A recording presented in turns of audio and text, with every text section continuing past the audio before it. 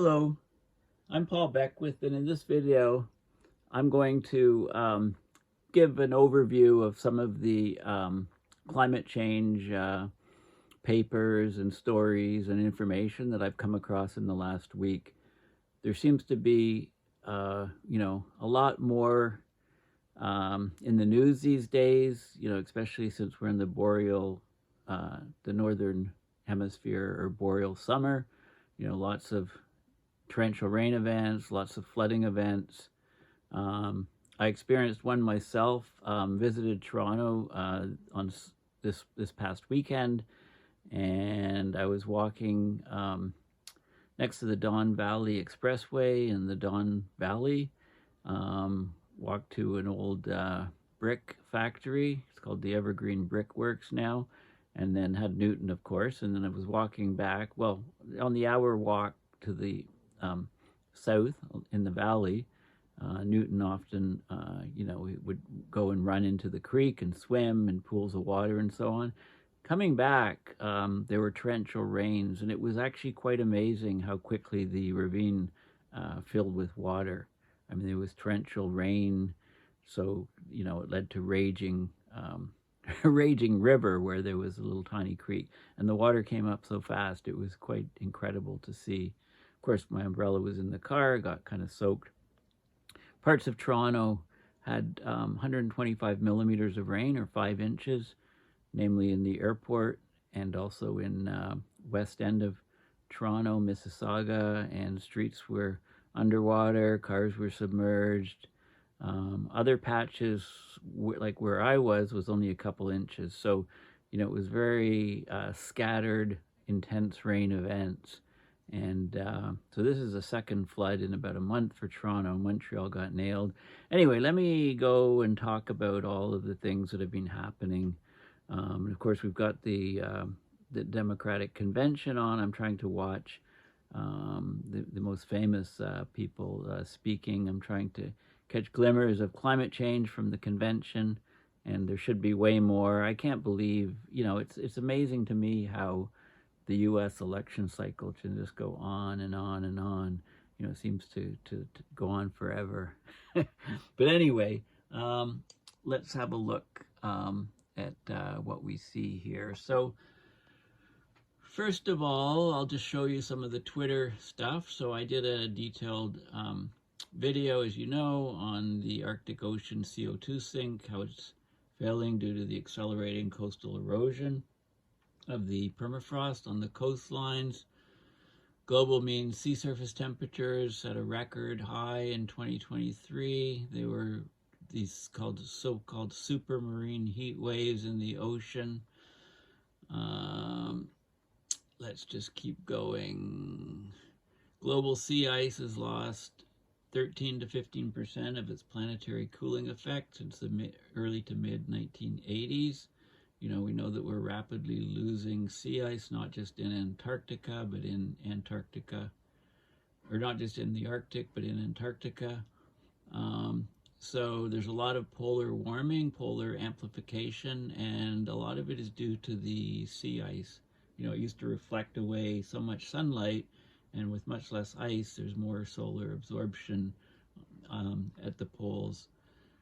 If you haven't seen Twister, make sure you go see that movie. It's excellent. There's lots of news articles on it. Interestingly, in Utah, the double arch collapsed.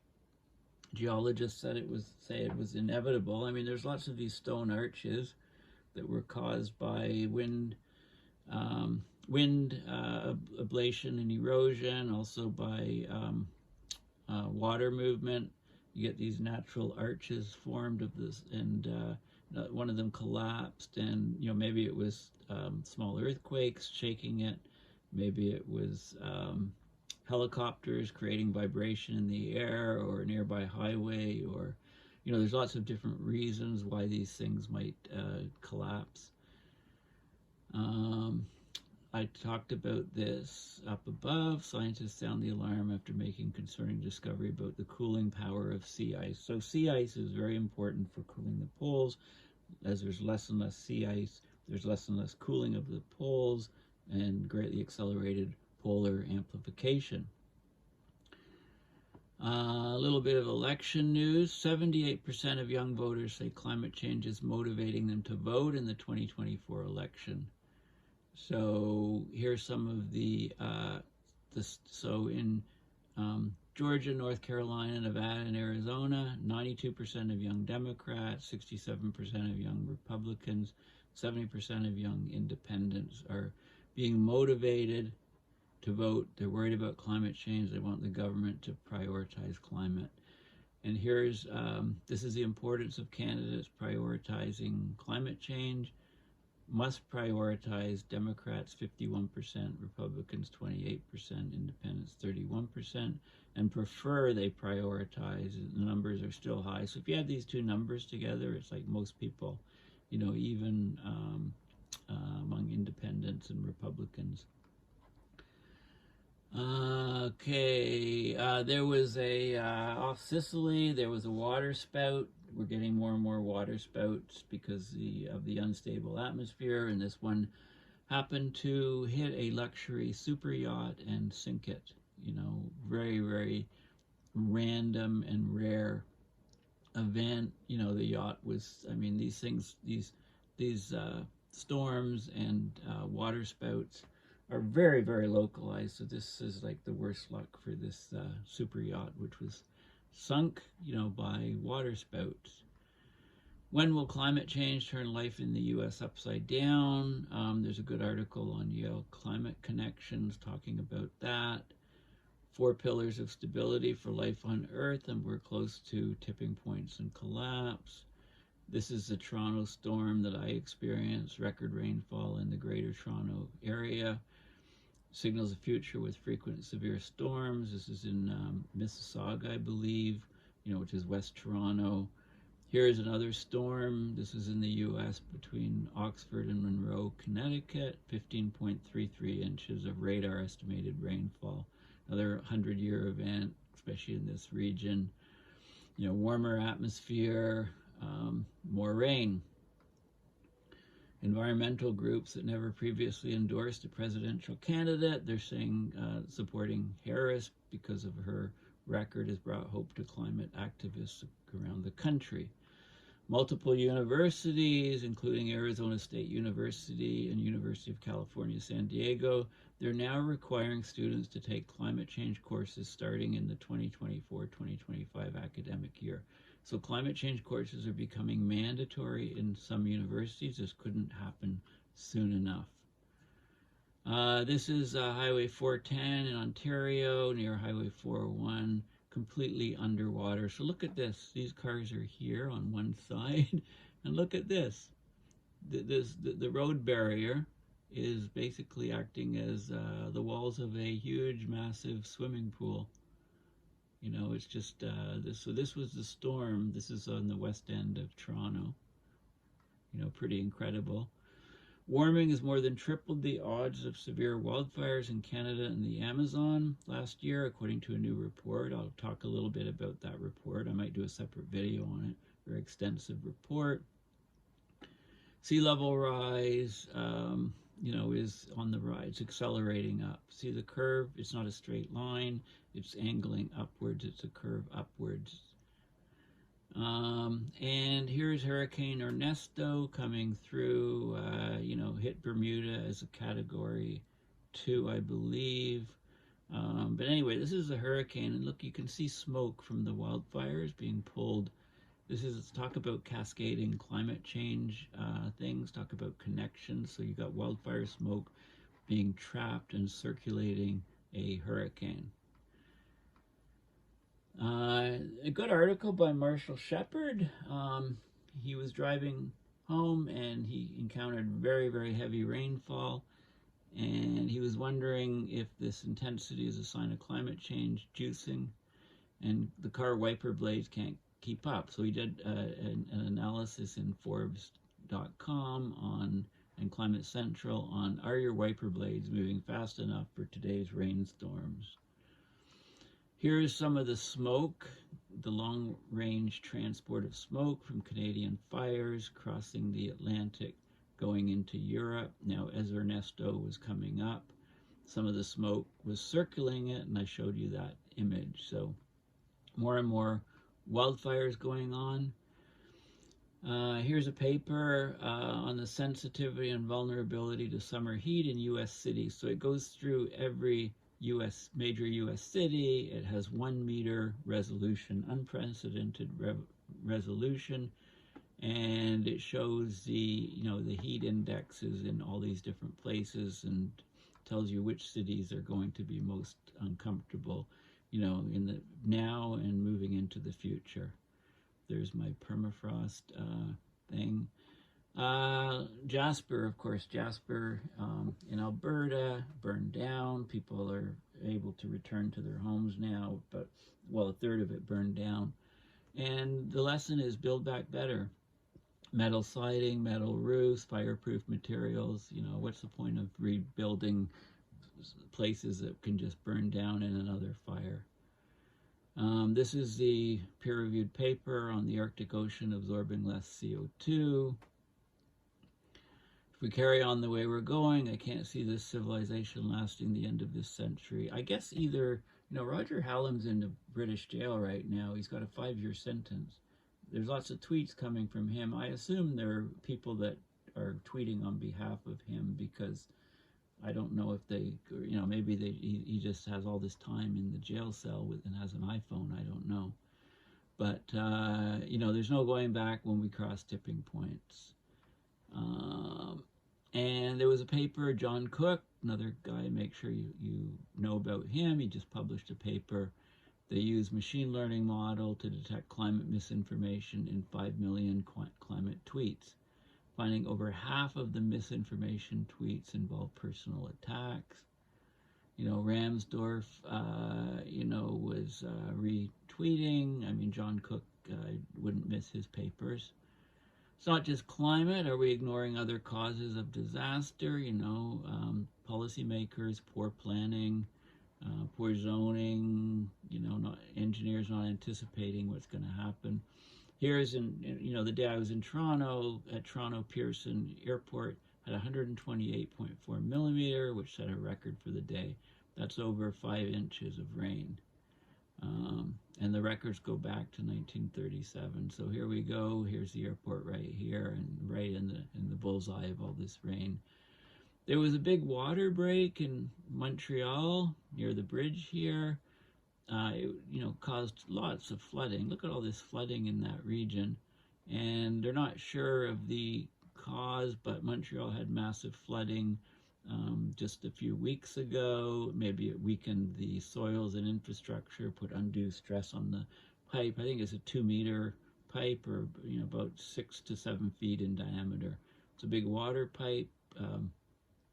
How about your generation spends less time studying how my generation destroyed the environment and more time figuring out a magical solution? There you go. A good Bizarro comic.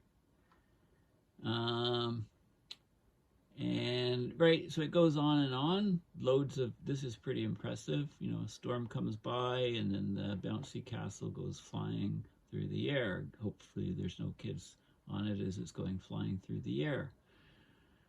Gavin Smid, climatologist and director of NASA's Institute of Space Studies. He says climate models can't explain 2023's large heat anomaly. We could be in uncharted territory. Well, I think James Hansen can explain it. This guy should actually go and read Hansen's papers, and then he'll understand what's going on. And yeah, so there's lots and lots more things. Survivors of climate disasters demand a U.S. inquiry into big oil's climate crimes. That can't happen soon enough. Of course, the Atlantic Ocean conveyor likely to collapse before 2050. CBC reports on Ontario. There was a grim report about climate change that was kept quiet for 8 months. I should access that report and have a look at it, because that's the region I live in. Massive out-of-control fires in Greece, more structures being destroyed. Here's a house in North Carolina. Large waves demolished the foundation and it collapsed into the ocean and became a houseboat, an inadvertent houseboat. There's another image of it going off to sea. And these are more images of Toronto. Well, this is Mississauga. This is West End of Toronto. And lots of roads flooded, cars, submerged. People need to start buying amphibians, I guess. There was a tornado in Ayr, Ontario, caused some damage. Yeah, so there we go. Okay, so there's lots of stuff going on, so let me go through and have a look at some more details. So this is a paper, peer-reviewed paper, Earth's sea ice radiative effect from 1980 to 2023. I'll just look at the abstract. Of course, sea ice cools the Earth. It reduces the absorbed solar energy. I'm just touching on all of this stuff now, and some of the stuff that I find most important, I'll do separate videos on, just on one particular paper. But this is just an overall synopsis. So basically they looked at the top of atmosphere, sea ice radiative effect, the effect of the sea ice on the radiation, and average between 1980 and 2023, the Arctic and Antarctic, the radiative effects were cooling between this was the Arctic, minus 0.64 to minus 0.86 watts per square meter. So that's a cooling, it's negative. And the Antarctic, slightly higher. Okay, but these are decreasing. They're weakening at a rate of 0.04 to 0.05 watts per square meter per decade. So that's a 21 to 27% reduction in the reflective power of Arctic sea ice since 1980. Antarctic sea ice exhibited a regime change in 2016. Right, we started losing it rapidly. So the reduction is 0.08 to 0.12 is global, and Antarctic 0.22 to 0.27 watts per square meter weaker. Okay, actually the 2016 to 23 Antarctic is this number, and the global is this number. This is a combination of Arctic and Antarctic. So basically global sea ice has lost 13 to 15% of its cooling effect since the early mid-1980s. So there's a large global sea ice albedo feedback, which is warming the poles significantly. Okay, so this is a really interesting paper. I might want to cover that in more detail. Supermarine heat waves, a new term for a growing concern. So, we know that 2023 was a record-breaking year. There's a new paper in GRL, Geophysics Physical Research Letters, showing that global mean sea surface temperatures also set a record high in 2023. Okay, so record highs in sea surface temperature, the ocean, we're getting these so-called supermarine heat waves.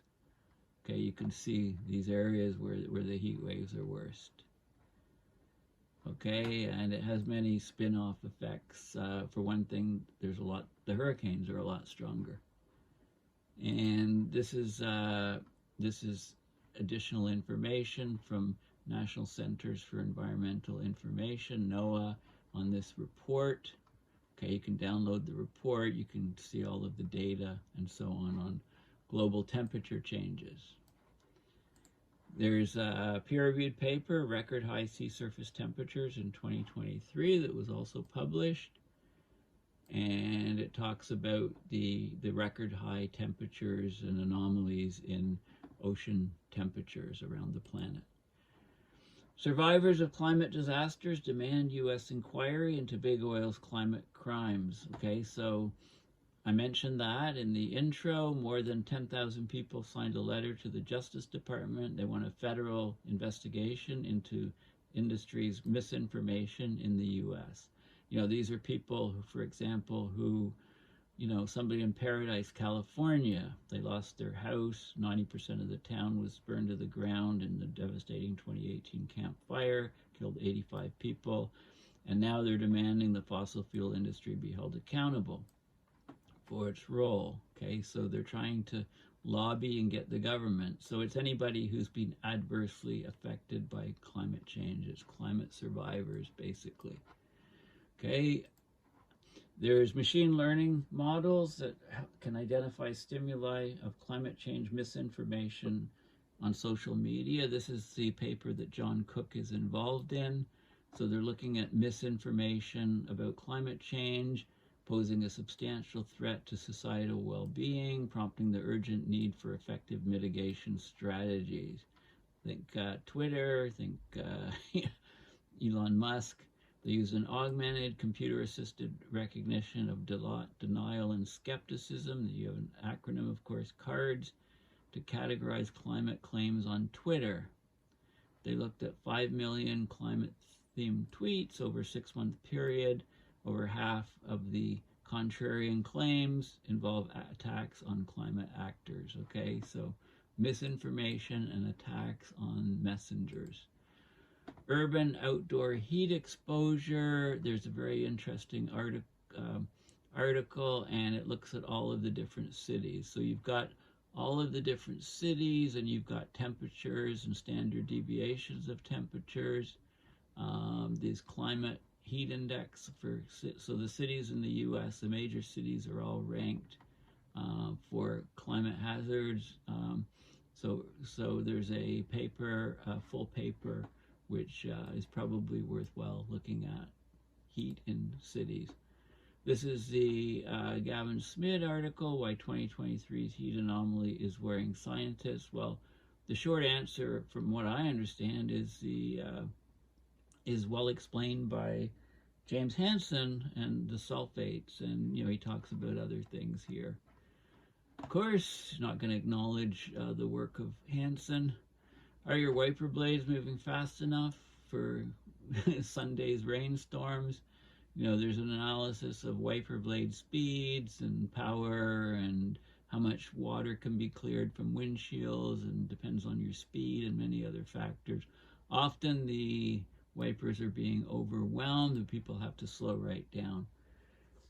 This is an article on climate change, how it's more than tripled the odds of the severe wildfires in Canada that we saw last year. Okay, so loading the dice, and it raised the odds of unprecedented wildfires, and I think there's a paper. So there is an 85-page paper, State of the Wildfires 2023-2024, which loads of authors, it's kind of like a landmark paper on wildfires, and I'll have a look at it probably in a separate video. The Aspen Institute's calling for a systematic approach to climate education at the university level. Okay, so this is, I mentioned, a couple places are requiring climate courses mandatory. So Arizona State, UC San Diego, and they're also creating schools devoted to climate change. So this couldn't happen sooner. It's very vital. Harris stirs hope for a new chapter in climate action. Her record as a prosecutor and voice for justice has environmentalists looking to the future. It's giving hope to many environmentalists. Biden cemented an unmatched legacy of climate change action. Still not enough, but at least, he's done more than any other president, and it's hopeful that Harris would continue that work and expand on it, with them running the country if that happens. Nobody's ever seen anything like this before, how methane emissions are pushing the Amazon towards environmental catastrophe. So, methane's being released from thawing permafrost, warming tropical wetlands, and it's intensifying the acceleration of climate breakdown.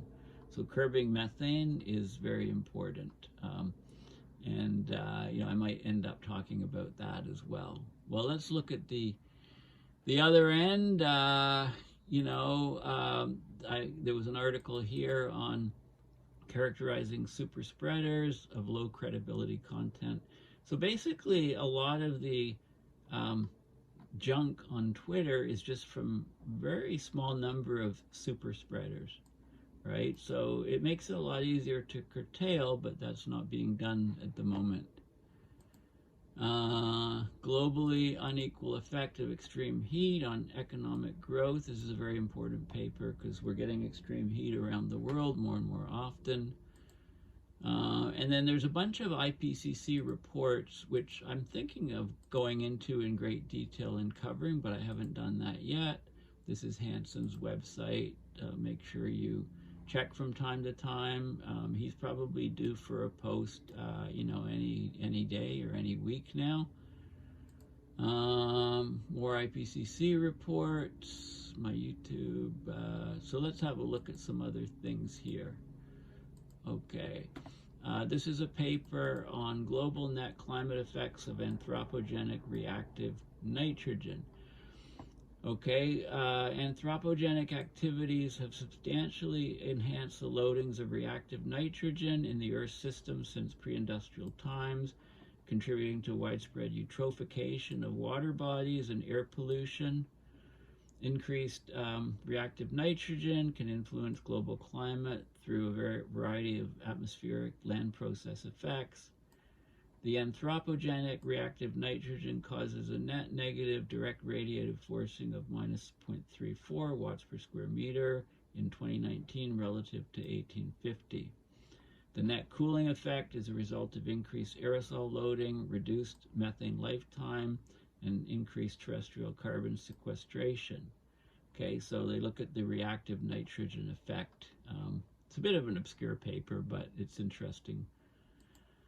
Of course, extreme heat is damaging mental health, and extreme heat is testing the limits of human survivability. So this paper talks about how it kills people. Again, very important stuff. This paper, low latency carbon budget analysis, there was a large decline in the land carbon sink in 2023. This is very concerning because we need the Earth sinks to capture the excess CO2, and if the sinks are failing, then watch out, it's very bad news for the planet. Neural networks is being used in general circulation models for weather forecasting and for climate forecasting. This is happening more and more often. These GCMs, or general circulation models, are the foundation of weather and climate prediction, right? They're physics-based simulators that combine a numerical solver for large-scale dynamics, right? They use representations for small-scale processes like cloud formation, etc., and they're using neural nets more and more often to try to get more accurate predictions. So interesting work. Asymmetries in the Southern Ocean contribution to global heat and carbon uptake, right? The Southern Ocean is vital for capturing heat and for capturing carbon, so carbon sinks. And this is because of its unique upwelling and circulation and size of it. There's a large asymmetry. The Southern Ocean accounts for 83% of global heat uptake versus 43% of global carbon uptake. Okay, so, and the contributions are changing as ocean currents change. Very significant paper. Let's just look at a few other things. Warning of a forthcoming collapse of the AMOC, the Atlantic Meridional Overturning Circulation, right? So this is the, the probability of an AMOC collapse is, by mid-century, is, estimated. That's the best estimate with current emissions. I mean, that's not that far off, 20, 30 years, an AMOC collapse, and then we ain't going back after that. So it's probably well worth talking about. There's probability estimates of a 21st century AMOC collapse. This was from June 2024 paper, very detailed paper, which I should probably cover as well. Achieving net zero greenhouse gas emissions is critical to limit climate tipping risks. There's a lot more papers about climate tipping points and the risks of crossing them. Here we go. The highest ocean heat in 4 centuries places the Great Barrier Reef in danger. Great Barrier Reef, we're rapidly losing the coral reefs on the planet. Okay, so I basically covered a lot of different things here, and you'll probably see some of the what I think are the most interesting papers covered in more detail with a separate video. So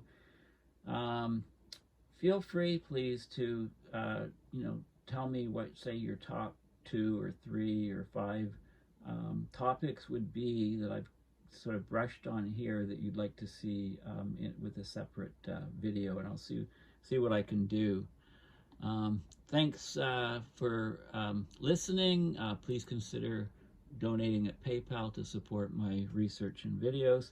Thanks again, and bye for now.